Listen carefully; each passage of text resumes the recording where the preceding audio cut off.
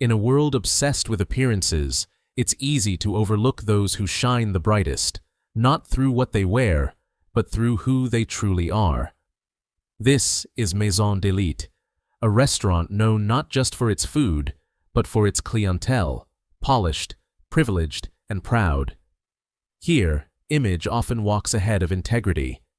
And into this world steps Julia. Wearing simple jeans, worn sneakers, and a lavender top, Julia doesn't turn heads. There's no jewelry on her wrists, no designer bag in her hand. Just a warm smile and a heart full of kindness. She walks in with quiet confidence. To her, she's just meeting her husband for lunch. Nothing more, nothing less. But to those inside, she's already guilty. Guilty of not fitting their mold. Guilty of wearing simplicity like it's something to be ashamed of. She approaches the front desk, politely asking for a table. Her husband, she explains, will be joining her soon. His name is Dawson. The hostess looks her up and down, not once, but twice, her eyes sharp, judgmental. The reservation list suddenly seems irrelevant. The name Dawson doesn't matter. The clothes Julia wears matter more. Without hesitation, the hostess tells her they're fully booked, that there's a dress code, that this isn't the kind of place where people just walk in. Julia, still calm, tries to explain. But it's too late. The judgment has been passed. Not with words, but with glances, with whispers, with smirks passed between the staff. And then, she's asked to leave. Security is called. Not because she caused a scene, not because she was rude, but because she didn't look the part. Julia, humiliated but composed, walks out with her dignity intact, even as the eyes around her sting with mockery. What they didn't know was who she truly was, and what they never expected was who was about to walk through those doors. Julia walks out of the restaurant, her head down, her heart heavy. The air feels colder than it should, and the sound of distant chatter from the restaurant behind her fades into a painful silence. She reaches a bench by the sidewalk and sits, the weight of the moment settling on her like a thick fog. She tries to hold it together, but the sting of the rejection cuts deep. Her fingers tremble as she pulls out her phone. The screen lights up with Dawson's name. She stares at it for a moment, taking a shaky breath before answering. "Hey, love," she says softly, her voice breaking. "Hey, what's wrong? You're not here yet." Dawson's voice is warm but concerned on the other end. They wouldn't let me in. They kicked me out." She tries to sound calm, but the words feel like shards of glass in her throat. "Because of how I look. They said I didn't belong." Her words hang in the air, heavy with the sting of public humiliation. She can almost hear Dawson's quiet gasp, the disbelief in his silence. "Julia," he says after a pause, his voice steady, but there's a hint of something intense behind it. "Stay right there. Don't move. I'll be there in a minute." The connection clicks off, and she looks at the phone in her hands, the weight of his words giving her a small sense of reassurance. Her eyes well up with tears, but she wipes them away quickly, not wanting to be seen in this state, even though no one is around. She sits back on the bench, glancing at the restaurant's sparkling glass doors, a place she once imagined would be a haven, but now it's a symbol of the sting of judgment.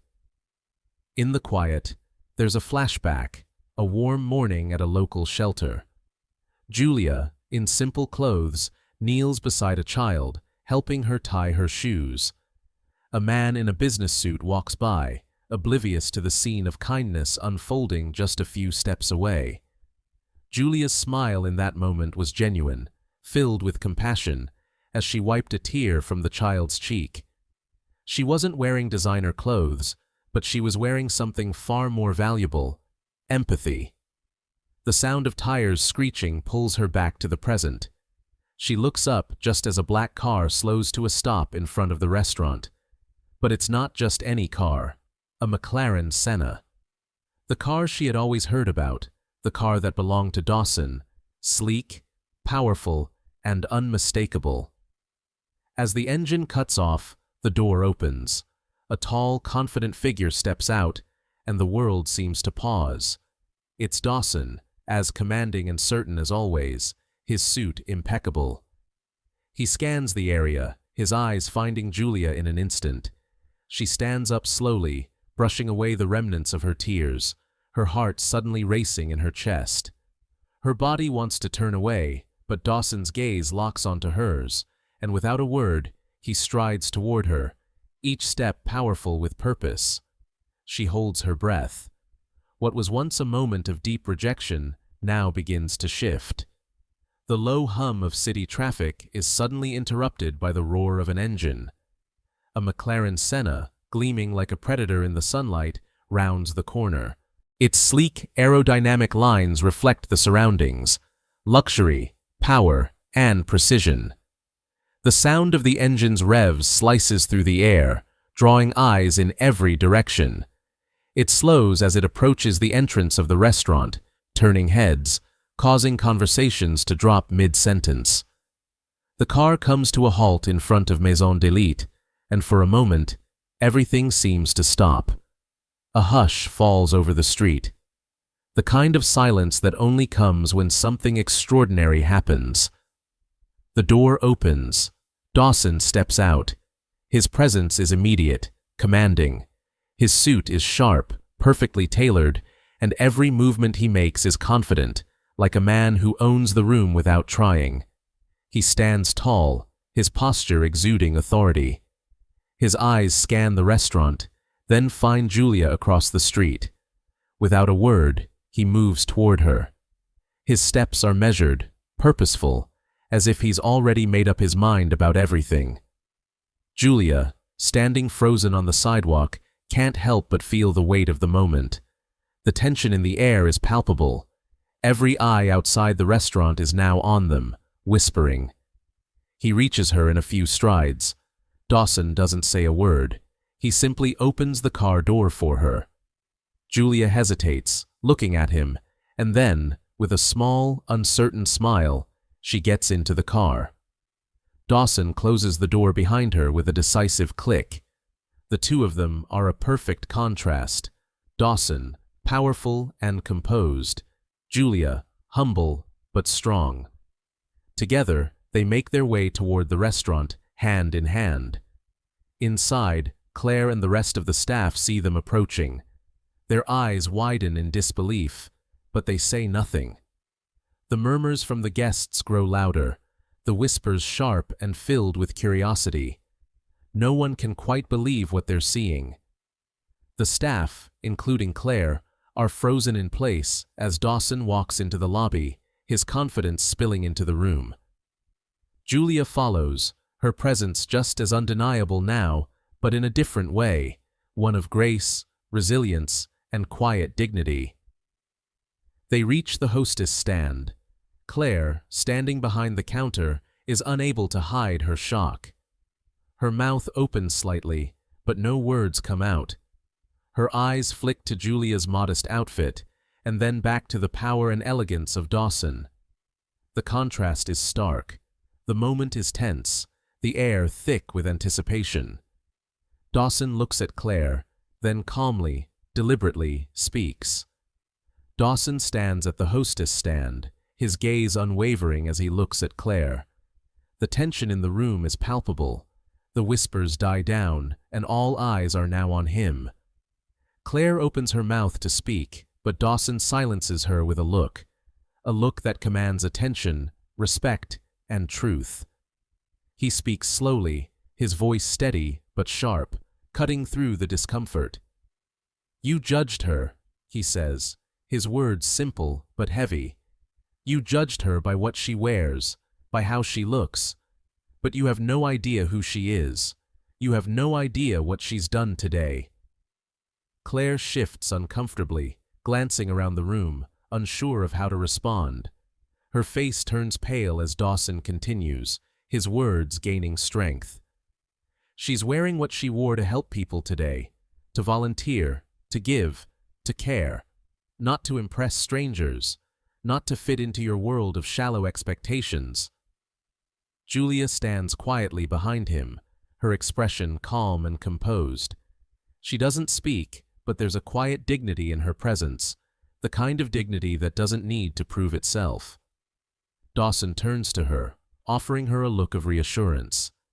Then he faces the staff once more. I will not sit in a place that judges someone based on their appearance, and neither will she. The words hang in the air as a heavy silence falls over the room. Dawson places a hand gently on Julia's shoulder, leading her toward the door. As they walk, the guests stare, some in shock, others in shame. The weight of what just happened sinks in, the truth of Dawson's words sinking deeper with every step. A few guests pull out their phones, recording the moment, perhaps trying to capture the spectacle, or perhaps realizing they are witnessing something that transcends the material world around them. Dawson doesn't look back. Neither does Julia. Together, they walk out of the restaurant, their steps steady and resolute, leaving behind the whispers and the judgment. As Dawson and Julia walk away from the restaurant, the world around them feels different. It's as if the judgment they left behind can no longer touch them. The streets are still busy, the cars still rush by, but for Julia, it's like she's in a different world, one where appearances no longer matter. The scene shifts.